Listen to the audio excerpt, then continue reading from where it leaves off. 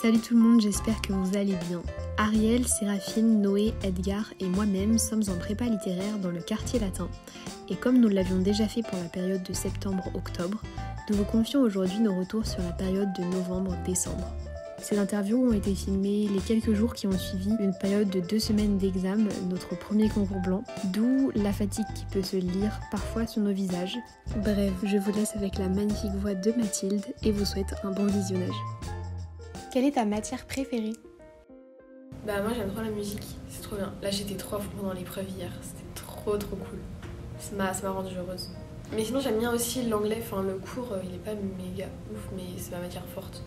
Du coup forcément j'aime bien parce que je me dis waouh je suis pas si nulle, wow. J'ai pas tant de matières préférées que de profs préférés, c'est le gros problème.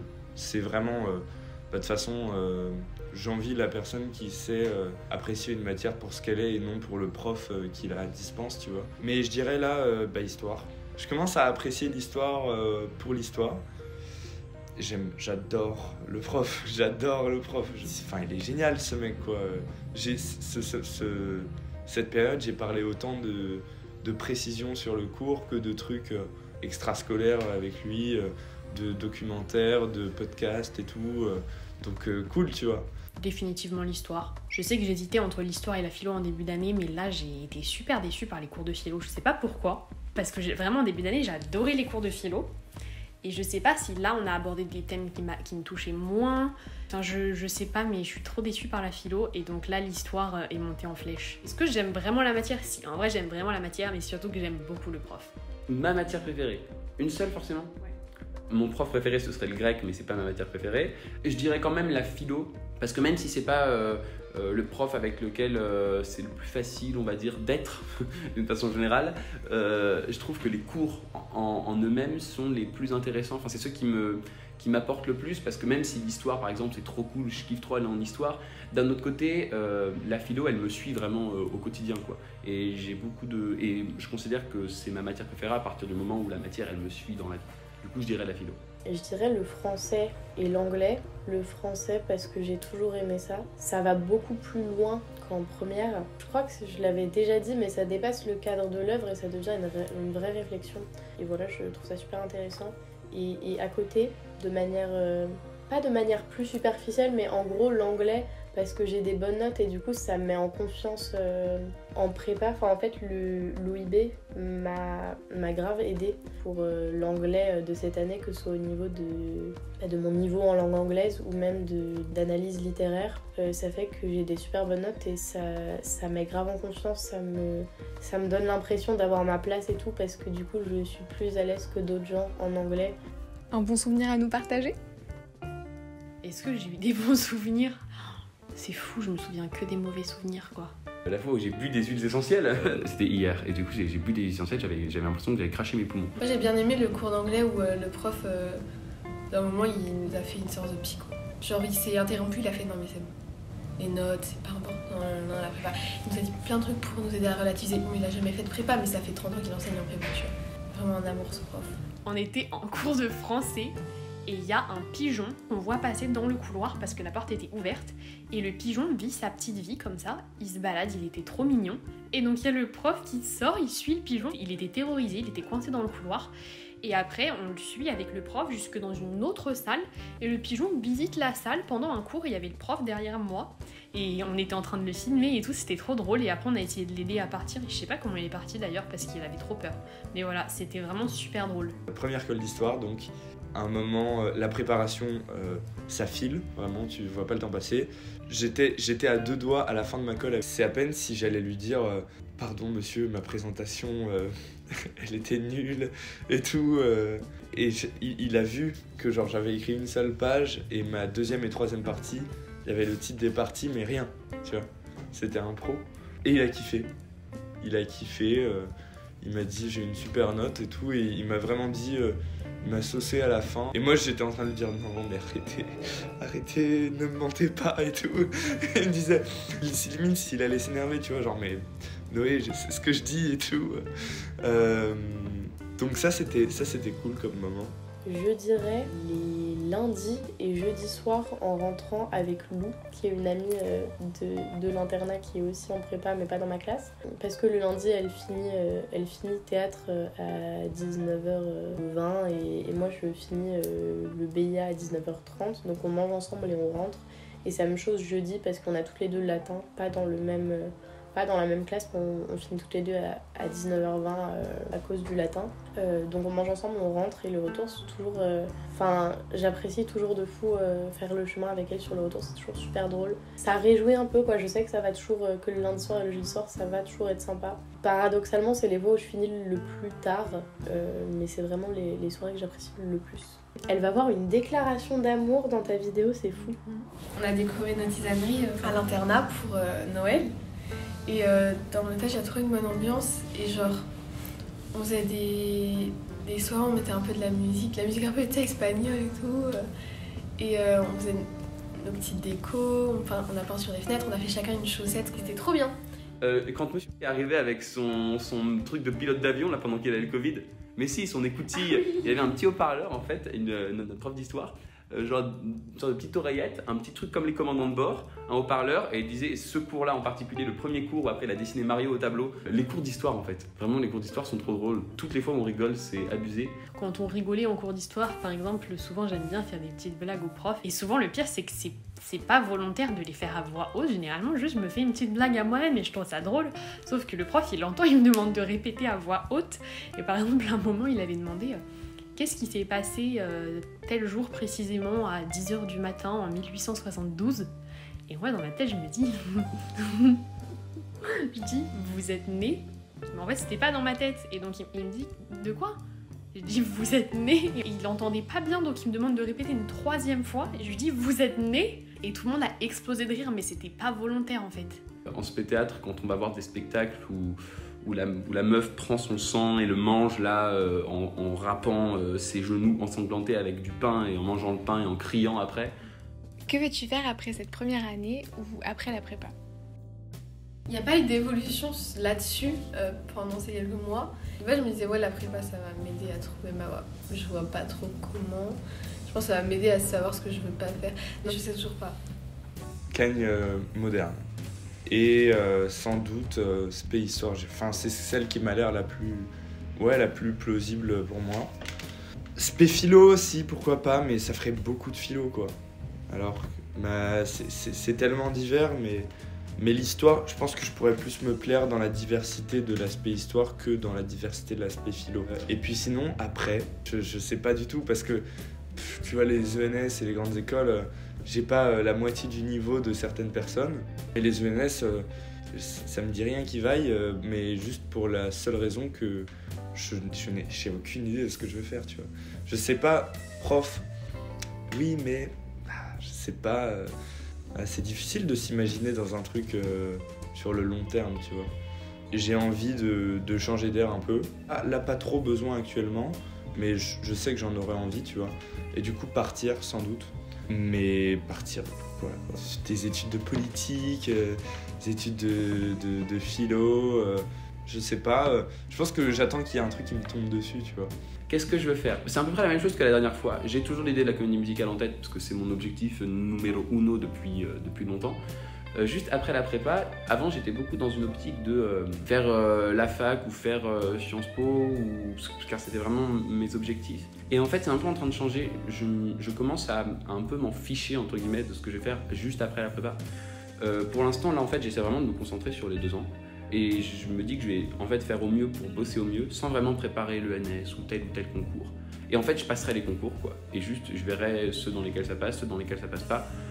En allant vers la chose qui me fait le plus envie et que je considère comme étant la meilleure pour moi. Pour le moment, mon objectif, c'est toujours école de communication, donc le CELSA. Je me renseigne un petit peu plus quand même sur les écoles de commerce. Et sinon, pour un futur encore plus loin, j'ai eu un peu une révélation. Je suis allée au cinéma voir L'ombre de Goya. C'est un film documentaire sur le peintre Goya que nous avait conseillé notre prof d'espagnol. Et en fait, moi je suis pas particulièrement fan de peinture, mais je me suis dit je vais y aller, ce sera ma sortie du week-end d'aller voir un documentaire au cinéma. Et en fait j'ai adoré et je me suis dit mais c'est mon rêve en fait de faire ça, de réaliser des documentaires. Parce que j'aime faire du montage, j'aime ce petit côté artistique et j'aime beaucoup le cinéma, mais réaliser un documentaire pour informer les gens, enfin j'aimerais trop en fait. Et vraiment l'ombre de Goya, c'était trop bien. Je vous conseille vraiment de le regarder. Et voilà, donc ça ce serait vraiment le goal de mon futur. Mais sinon en futur proche, ce serait école de communication. Je sais plus si je l'avais dit, mais je suis passée de grec 2 heures débutant à latin 4 heures confirmé pour me laisser la possibilité d'aller en CAGN classique. Mais en vrai, pour l'instant, ce qui m'intéresse toujours, c'est la CAGN moderne, parce qu'il y a un master axé sur l'éducation à l'ENS de Lyon qui m'intéresse énormément. Donc là, en ce moment, je suis un peu plus vers faire de la recherche dans l'éducation. As-tu pensé à arrêter la prépa pendant cette période? Ouais, il y a eu un moment... Alors, je crois pendant une des épreuves, ouais. Je crois pendant l'épreuve de français, tu vois, je me suis dit... c'est quoi ce sujet, quoi? Qu'est-ce que je fous là? Mais la réflexion n'est pas allée très loin, tu vois. Je me suis dit, putain, mais en fait, je suis pas taillé pour les épreuves si longues. En fait, c'est ça, la plus grande partie de la prépa, c'est les épreuves super longues et tout. Et alors que, non. Mais je suis pas allé jusqu'à me dire, j'irais bien en droit ou j'irais bien, je sais pas où. Mais vraiment, genre, c'était... c'est passé, c'est parti, quoi. Non, en fait, le truc, c'est que... Je crois que j'avais dû le dire la dernière fois, c'est que moi, je sais pas quoi faire d'autre. Du coup, je peux pas vraiment arrêter la prépa. Enfin, si j'arrête la prépa, je sais pas ce que je fais. J'ai pas vraiment de plan B, tu vois. Du coup, j'en ai marre. Je l'envisage en mode van, mais je l'envisage pas réellement parce qu'en vrai, je sais que je vais juste rester là 2 ans et après, on verra, tu vois. Mais c'est dur, et dans les moments où c'est dur, tu te dis, mais... Ouais, c'est ça. En fait, j'ai eu une perte de motivation et je me suis dit, mais en fait, je sais même pas pourquoi je travaille, parce qu'en vrai, je me souviens pourquoi je me suis dit, tiens, si j'allais en prépa, mais j'ai pas l'impression de trouver vraiment tout ce que je cherchais dans... en fait, j'avais l'impression que j'allais apprendre plein de trucs et moi, je me vois pas apprendre. Je pense que c'est avec le recul, après, je m'en rendrai compte. Mais pour l'instant, j'ai pas l'impression d'avoir des connaissances de ouf parce que je suis mal organisée, que j'arrive pas à prendre mes cours aussi, tu vois. Des fois, je me dis, mais en fait, pourquoi je suis là? Pourquoi je me tue à la tâche? Alors qu'en vrai, j'ai pas de but derrière, tu vois. Encore une fois, l'idée m'a traversé la tête plus d'une fois. Parce qu'en fait, pendant cette période, je me suis rendu compte qu'en fait, j'avais beaucoup d'heures de cours que je n'aimais pas. Parce que depuis le début de l'année, j'ai toujours pas accroché avec le français, donc c'est-à-dire la littérature en général. Et donc, j'aime pas non plus le cours d'anglais, parce qu'on fait de la littérature en anglais. J'aime pas non plus le cours d'espagnol, parce qu'on fait de la littérature en espagnol. Sachant que j'ai pris l'option espagnol, donc j'ai 4 heures d'espagnol au lieu de 2. Donc ça fait quand même 12 heures de cours que j'aime pas sur ma semaine, ça fait beaucoup quand même. Pendant ces cours-là, j'aime pas. Moi, quand je m'y penche de mon côté, par exemple le français, ça va.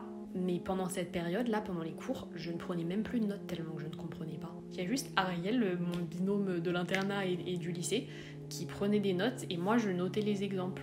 Mais je ne comprenais pas. Donc pendant ces longues heures de français, d'anglais ou d'espagnol, je me dis mais qu'est-ce que je fais là? Je devrais partir en fait. Comment ça se fait que dans ma formation, j'ai la moitié des heures de cours qui ne me plaisent pas? Mais bon, quand l'idée d'arrêter la prépa me passe par la tête, elle est jamais bien sérieuse parce que de toute façon, je sais pas quoi faire d'autre. En soi, ça me plaît, mais ça dépend des moments, quoi. En général, je pense pas arrêter la prépa. Je me sens à ma place dans le sens où je suis contente d'être là et d'étudier ce que j'étudie. Donc, vraiment, je suis contente d'être en prépa, même si y a des moments plus stressants que d'autres. Les seules fois qui peuvent me faire douter, c'est quand je fais de l'histoire, parce que au premier concours blanc, j'ai pas eu une super note, voire pas du tout. Perso l'abcès, j'ai eu 7. Et ma colle d'histoire, elle s'est super mal passée aussi. Donc, l'histoire, c'est la bête noire des matières de prépa littéraire pour moi. Jamais. Et en fait, vraiment, j'ai jamais pensé à arrêter la prépa. Je sais que ça va être dur, mais genre, ma phrase numéro 1, c'est je vais pas abandonner, quoi. Donc même si, tant qu'on ne me verra pas, c'est pas moi qui quitterai la prépa, c'est la prépa qui me quittera. Et pour finir, comment décrirais-tu cette période en 3 mots? Oh non, j'aime pas ça. J'avais pris tellement de temps la dernière fois.